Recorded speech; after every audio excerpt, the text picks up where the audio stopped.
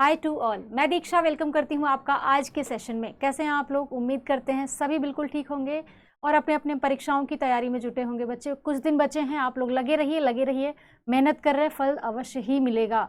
आज भी डेली के तर्ज पर मैं आपके लिए बहुत ही इंटरेस्टिंग सा टॉपिक लेकर आई हूँ। छोटे एकदम 10-12 मिनट में हम लोग उस टॉपिक को कवर कर लेंगे। क्रिस्पी कंटेंट है, बिल्कुल इन्फॉर्मेटिव होगा ये सेशन भी, डेली के जैसे आप लोग डेली बहुत सारा प्यार दे रहे हो, बहुत सारी अप्रिसिएशंस दे रहे हो कि मैम आप ऐसे सेशंस लाओ, टॉपिक सजेस्ट कर रहे हो कि मैम प्लीज़ अब इस पे लेकर आओ, इस पे लेकर आओ। और टू बी ऑनेस्ट, आप जो सजेस्ट करते हैं उसी में से मैं कोई एक टॉपिक, क्योंकि एक दिन में एक टॉपिक ही आ सकता है, तो मैं कोई एक टॉपिक उठाती हूँ और उसको आपके लिए लेकर प्रेजेंट हो जाती हूँ। आज के क्रम में क्या है बच्चे, तो आज आपके लिए मैं जो टॉपिक लेकर आई हूँ वो है पोर्ट्स। पोर्ट्स का मतलब आप लोग जानते हो, पोर्ट्स कह लो या फिर डॉकयार्ड कह लो, बहुत सारे वर्ड्स दिए गए हैं लेकिन सबका मीनिंग अलग अलग होता है। थ्योरी की क्लास नहीं है उतनी डिटेल कि पोर्ट, हार्बर, डॉकयार्ड सब समझाऊं, लेकिन आपको एक मोटी आइडिया मैं दे दूंगी कि पोर्ट मतलब वो जगह जहां से नाव का आना जाना होता है, मतलब कि वाटर रिसोर्स के माध्यम से, पानी के माध्यम से, क्योंकि नाव चलित कहाँ होगा भाई, नाव कहाँ चल सकता है, तो पानी में।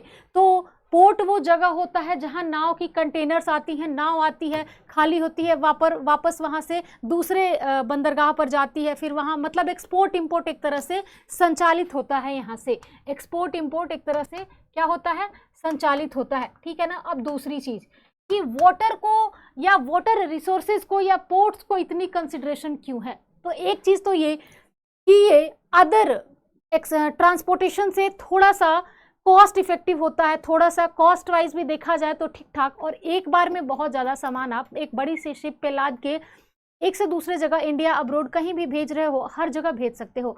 दूसरी चीज़ कि जब हमारे यहाँ ट्रेन, फ्लाइट, इन सब चीज़ों का आविष्कार भी नहीं हुआ था, तब से हम वाटर रूट्स के बारे में जानते हैं, पानी वाले रास्ते। तो ये सारी चीज़ें क्या करती हैं, वाटर रूट्स वगैरह ये क्या करती हैं, ये इन व्यापार वाणिज्यों को आसान बनाती हैं। और अब तो टेक्निकल चीज़ें हमारे सामने है, टेक्नोलॉजी इतना तेज़ी से ग्रो कर रहा है, कर चुका है कि हम लोग बहुत आगे बढ़ गए हैं, पोर्ट्स और उससे रिलेटेड चीज़ों को लेकर बहुत आगे बढ़ चुके हैं। एक जेन्युइन सवाल जो आपसे बनता है, एक जेन्युइन प्रश्न जो आपसे बनता है, वो ये पूछा जाता है कि आपको ये बताना है कि सबसे प्राचीनतम बंदरगाह कौन सा है, सबसे प्राचीनतम बंदरगाह कौन सा है। एंशिएंट टाइम का बिल्कुल आपको बताना है, एंशिएंट टाइम का। तो हम लोग देखते हैं इंडस वैली सिविलाइजेशन के टाइम से ही, सिंधु घाटी सभ्यता जब हमने पढ़ा था, तो तब से देख रहे हैं, किसको देख रहे हैं भाई, तो लोथल गुजरात में है वो जगह, लोथल गुजरात में भोगवा नदी पर, कहां पर, भोगवा नदी पर लोथल बंदरगाह का नाम सुना होगा, या डॉकयार्ड कह लो, या इसे गोदीवाड़ा की भी संज्ञा दी गई है। क्या कहा गया है, गोदीवाड़ा भी कहा गया है, इसे डॉकयार्ड भी कहा गया है। तो सबसे प्राचीनतम बंदरगाह यही है जो कि गुजरात में भोगवा नदी के तट पर है। दूसरी चीज अब आप क्या आते हैं कि ये तो सबसे प्राचीनतम हो गया, और क्या प्रश्न बन सकते हैं इससे, और कौन कौन से बंदरगाह होते हैं ये भी आप एक नजर देख लो। तो बच्चे हमारे सामने टोटल मेजर पोर्ट्स की अगर बात की जाए तो मेजर पोर्ट्स की संख्या है 13 मेजर पोर्ट्स हम देख रहे हैं, एंड 200 अप्रॉक्स हमारे पास माइनर पोर्ट्स हैं, 200 अप्रॉक्स हमारे पास माइनर पोर्ट्स हैं। अब 13 कौन कौन से हैं, तो Kolkata port, Mumbai port, Jawaharlal Nehru port also इन मुंबई, न्यू मैंगलोर पोर्ट। देखो इसमें नाम थोड़ा सा ऊपर नीचे भी है और मैप भी बहुत क्लियर नहीं है। मैं ऐसा करती हूँ कि आपको डिटेल में एक एक नाम साफ साफ जहाँ मैंने दिया है वो आपको लेकर चलती हूँ, या आप मैप बस देख लो एक मोटा मोटी दिमाग में विजन क्रिएट करने के लिए, तो इनफ है। हमारा जो मैंने बताया कि वर्तमान में 13 बड़े मतलब कि मेजर पोर्ट्स हैं, 13 बड़े का मतलब कि मेजर पोर्ट्स हैं आपके, और छोटे और मध्यम का मतलब कि माइनर पोर्ट्स की श्रेणी में रखा गया है। 200 हैं। एक तो ये संख्या याद कर लो, ये इंपॉर्टेंट है, सीधे पूछ दिया जाता है कितने हैं, तो ये संख्या इंपॉर्टेंट है। दूसरी चीज कि कितने प्रकार के पोर्ट्स होते हैं, तो निर्माण के आधार पर अगर हम देखें, उनके कंस्ट्रक्शन के आधार पर अगर हम देखें तो 2 तरह के होते हैं। एक तो होता है आपका प्राकृतिक, जो कि नेचुरल है, जो कि क्या है बच्चे, नेचुरल कहेंगे। दूसरा क्या है, दूसरा जो आपका है ना वो है कृत्रिम, जिसको कि आर्टिफिशियल कहा जाता है। क्या कहा जाता है, आर्टिफिशियल कहा जाता है। नेचुरल का मतलब कि वहाँ नेचुरली ही आप देखोगे उसका, प्राकृतिक का अब तो हम लोगों ने इसका बनावट बसावट मतलब मनुष्यों ने खुद टेक्निकल चीज़ें आई और ध्यान दिया जाने लगा, सरकार ने और ध्यान दिया, बढ़ावा दिया चीज़ों को, तो अब तो और अच्छा मरम्मत दिख रहा है। नहीं तो इनका पहले का देखोगे फोटो आप लोग गूगल से अपलोड करके तो शेप साइज लगेगा किस आकार का है पता ही नहीं चल रहा है, शेप साइज में। और ये जो होते हैं बहुत प्लान्ड वे में बनाया जाता है, मनुष्यों ने बनाया अपनी आवश्यकताओं के हिसाब से, अपनी आवश्यकताओं को पूर्ति करने हेतु। क्लियर है ना। तो दो तरह का हम लोग देखते हैं बंदरगाह। प्रमुख बंदरगाह 13 हैं। अब आपको मैं पहले बंदरगाह बताऊंगी, उसके बाद बताऊंगी कि किस समुद्र तट या खाड़ी पर वो बंदरगाह लोकेटेड है, क्योंकि बंदरगाह मतलब वाटर सोर्स। दूसरी चीज किस राज्य या यूनियन टेरिटरी में है ये बताऊंगी, क्योंकि यही चीजें मेजरली पूछी जाती हैं। और भी कुछ सवाल होते हैं जो मैं अंत में आपको बता दूंगी। तो सबसे पहले देख लो मुंबई बंदरगाह। ये कहाँ है बच्चे, अरब सागर की खाड़ी पर बना हुआ है, महाराष्ट्र में। पारादीप बंदरगाह कहाँ है, इस लाइन का मतलब होता है ये कर लो, पारादीप बंदरगाह कहाँ है। बंगाल की खाड़ी को क्या कहा जाता है, बे ऑफ बंगाल। क्या कहा जाता है, बे ऑफ बंगाल, जो कि उड़ीसा स्टेट हम लोग अगर देखें तो उड़ीसा। महाराष्ट्र एमएच क्या है, महाराष्ट्र देख लीजिएगा, शॉर्टकट मैंने लिखा था इसलिए लिखना पड़ा। अरेबियन सी, अरब सागर को इंग्लिश में कहेंगे, क्योंकि मुझे पता है दोनों लैंग्वेजेस के बच्चे मुझे देखते हैं, तो आपके लिए है अरेबियन सी कहेंगे अरब सागर को। महाराष्ट्र में है मुंबई बंदरगाह। पारादीप उड़ीसा में बंगाल की खाड़ी पर बना हुआ है। अगला जो है कोचिन कहाँ बना हुआ है, अरब सागर पर। ये भी आपका अरेबियन सी पर बना हुआ है, ठीक है ना, अरेबियन सी पर बना हुआ है। और दूसरा कहाँ है ये लोकेटेड, किस राज्य में, तो केरल राज्य में। कोचिन बंदरगाह केरल राज्य में। चेन्नई बंदरगाह कहाँ है, चेन्नई बंदरगाह कहाँ है, तो चेन्नई बंदरगाह बंगाल की खाड़ी पर क्या है, अवस्थित है या लोकेटेड है। कहाँ है ये, अवस्थित कह लो या लोकेटेड कह लो, बंगाल की खाड़ी पर। बात की जाए इनके स्टेट की और यूटी की तो तमिलनाडु राज्य में है। कहाँ है बच्चे, तमिलनाडु में चेन्नई बंदरगाह। जवाहरलाल नेहरू बंदरगाह भी महाराष्ट्र में है। जवाहरलाल नेहरू बंदरगाह भी कहाँ है, महाराष्ट्र में है और अरब सागर पर निर्मित है। इसी को क्या कहा जाता है, न्हावा शेवा भी कहा जाता है, इसको न्हावा शेवा भी कहा जाता है। Wait for a second.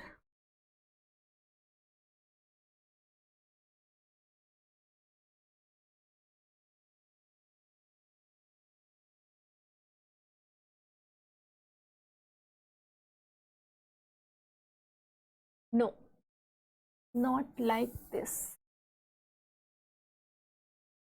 Jawaharlal Nehru बंदरगाह, जो भी अन्य नाम, श्यामा मुखर्जी किसको कहते हैं, न्हावा शेवा किसे कहते हैं, वो मैं आपको लास्ट में एक टेबल देके सारी चीजें बता दूंगी, ठीक है ना। तो जवाहरलाल नेहरू बंदरगाह जो है वो अरब सागर पर निर्मित है और महाराष्ट्र प्रांत में पड़ता है।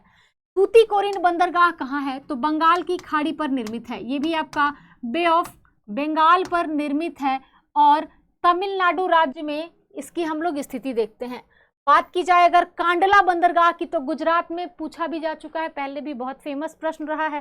कांडला बंदरगाह कहाँ है, तो गुजरात में। कच्छ की खाड़ी को हम लोग क्या कहते हैं, run of Kutch, run of Kutch कहते हैं, ठीक है, कच्छ की खाड़ी को, जो कि गुजरात में लोकेटेड है। विशाखापत्तनम बंदरगाह कहाँ है, तो बंगाल की खाड़ी जिसे बे ऑफ बंगाल कहा जाता है, आंध्र प्रदेश राज्य में इसकी स्थिति है। विशाखापत्तनम आंध्र प्रदेश। हमने अब तक टोटल 8 बंदरगाह देख लिए हैं। फोटोग्राफ्स भी मैंने साथ में ऐड किए हैं, क्योंकि विजनरी चीज़ें अगर डाल दो तो ये आपको एक इंटरेस्ट क्रिएट करती है किसी भी नए चीज़ को पढ़ने में। वैसे ये टॉपिक नया नहीं है बट स्टिल। हल्दिया कहाँ है बच्चे, कोलकाता हुगली के बैंक्स पर बना हुआ है, किनारे पर हल्दिया बंदरगाह। और ये आपका वेस्ट बंगाल प्रांत में, वेस्ट बंगाल में, पश्चिम बंगाल लिख लो भाई, इतना शॉर्टकट नहीं चलेगा, पश्चिम बंगाल में पड़ता है, ठीक है। अगला आपका है मुर्मुगांव बंदरगाह गोवा में पड़ता है, ये तो आप डायरेक्ट देख रहे हो, गोवा में पड़ता है। अरब सागर के ऊपर ये के किनारे ये बना हुआ है। मुर्मुगांव, कहीं कहीं मोरमुगांव भी लिखा मिल जाएगा। मोरमुगांव, अलग अलग तरीके से आपको ये वर्ड मिलेगा, जो मिले आंसर गोवा ही होगा, ये विश्वास रख लेना। 10 हो गया बच्चे। पोर्ट ब्लेयर कहाँ है? तो अंडमान निकोबार, ये निकोबार यहाँ ना होके यहाँ होना चाहिए। पोर्ट ब्लेयर कहाँ है? अंडमान निकोबार आपका सही जवाब है। बंगाल की खाड़ी के किनारे बना हुआ है, या कहाँ पर इसका बनावट बसावट है? तो बे ऑफ बंगाल के बैंक्स पे। बात की जाए न्यू मंगलोर बंदरगाह, तो अरब सागर के बैंक्स पर बना हुआ है। बैंक मतलब किनारा होता है, और कर्नाटक प्रांत में पड़ता है आपका न्यू मंगलोर बंदरगाह। एक और पढ़ना होगा आपको, एन्नौर बंदरगाह, तमिलनाडु में है। ये भी एन्नौर बंदरगाह आपका तमिलनाडु में है, और हम लोग बंगाल की खाड़ी पर इसका बनावट देखते हैं, बे ऑफ बंगाल पर। क्लियर है ना? तो ये आपके 13 हो गए। कौन कौन से हुए फटाफट एक बार नाम देख लेंगे, फटाफट एक बार नाम देख लेंगे। Mumbai, Paradip, Cochin, Chennai, Jawaharlal Nehru, Tuticorin, Kandla, Visakhapatnam, Haldia, Mormugao, port Blair, new Mangalore और एन्नौर, ये 13 मुख्य बंदरगाह हैं। अब आपसे प्रश्न क्या पूछा जाएगा? आपसे प्रश्न पूछ दिया जाएगा कि सबसे ज्यादा बंदरगाह किस राज्य में है? तो महाराष्ट्र में सबसे ज्यादा बंदरगाह हैं। महाराष्ट्र में सबसे ज्यादा 48 बंदरगाह हैं। दूसरे नंबर पर आपका तमिलनाडु आना चाहिए, दूसरे नंबर पर तमिलनाडु आना चाहिए, ठीक है ना? लेकिन महाराष्ट्र आपका ये क्या है? सही आंसर है। देश का सबसे पुराना कृत्रिम बंदरगाह, मतलब कि आर्टिफिशियल, मैनमेड कह लो या आर्टिफिशियल कह लो, चेन्नई बंदरगाह, जिसका की लोकेशन कहाँ है? तमिलनाडु में है। देश का सबसे गहरा पूछा जाता है तो विशाखापत्तनम पोर्ट, जो कि आंध्र प्रदेश राज्य में है। विशाखापत्तनम पोर्ट जो कि आंध्र प्रदेश राज्य में है। ये इंपॉर्टेंट कुछ प्रश्न है जो आपसे बनते हैं। भारत का सबसे बड़ा, इवन सबसे व्यस्त बंदरगाह भी पूछा जाए तो मुंबई बंदरगाह ही होगा। सबसे व्यस्त बंदरगाह भी पूछा जाए तो मुंबई बंदरगाह ही होगा। MH शॉर्टकट है महाराष्ट्र में। कहाँ पर है ये? महाराष्ट्र में। पूछा जा सकता है कि किस बंदरगाह को मत्स्य पतन कहा जाता है? फिश पोर्ट के रूप में जाना जाता है। मत्स्य पतन का मतलब है फिश पोर्ट के रूप में किस बंदरगाह को जाना जाता है? तो तूतीकोरिन पोर्ट, जो कि कहाँ है? तमिलनाडु में। तूतीकोरिन पोर्ट जो कि कहाँ है? तमिलनाडु में लोकेटेड है। इसी को फिश पोर्ट के नाम से भी जाना जाता है। अगला प्रश्न आपका है, कांडला पोर्ट का नाम बदलकर क्या रखा गया है? कांडला पोर्ट का नाम बदलकर कांडला बंदरगाह का नया नाम हो गया है। कांडला बंदरगाह गुजरात में है। इसका नया नाम क्या हो गया है? दीनदयाल। क्या नाम हो गया है? दीनदयाल। सबसे बड़ा कंटेनर हैंडलिंग बंदरगाह कौन सा है? तो न्हावा शेवा बंदरगाह, जहां मैं ऊपर बता रही थी, तो न्हावा शेवा सबसे बड़ा कंटेनर हैंडलिंग बंदरगाह है। भारत का पहला कॉर्पोरेट बंदरगाह कौन सा है? बटरगाह लिखा है भाई, बंदरगाह कर लो। एन्नौर बंदरगाह भारत का पहला कॉर्पोरेट बंदरगाह के रूप में नामित हुआ है। बात किया जाए कि कोलकाता बंदरगाह का नया नाम क्या है? पूछा जाता है, बार बार पूछा जा सकता है। इवन श्यामा प्रसाद के नाम से जाना जा रहा है। श्यामा प्रसाद बंदरगाह कोलकाता बंदरगाह का नया नाम है। मुझे लगता है सारी जानकारी हो गई है। तो बच्चे आज के लिए इतना ही। सारे मेजर पोर्ट्स आपको एक बार मैंने बता दिए स्टेट के साथ, और कहाँ लोकेशन है ये आपको बता दिया गया। और जो कुछ प्रश्न सबसे बड़ा, सबसे गहरा, सबसे व्यस्त, प्राचीन, वो लगभग मैंने करा दिया है। किसका नाम बदल के क्या रखा गया ये भी हो गया है। बाकी अगर कोई प्रश्न छूटा हो तो आप जरूर पूछिएगा कमेंट सेक्शन में, और बताइएगा कि आपको ये सेशन कैसा लगा। मिलते हैं कल के सेशन में। अभी के लिए इतना ही। जय हिंद।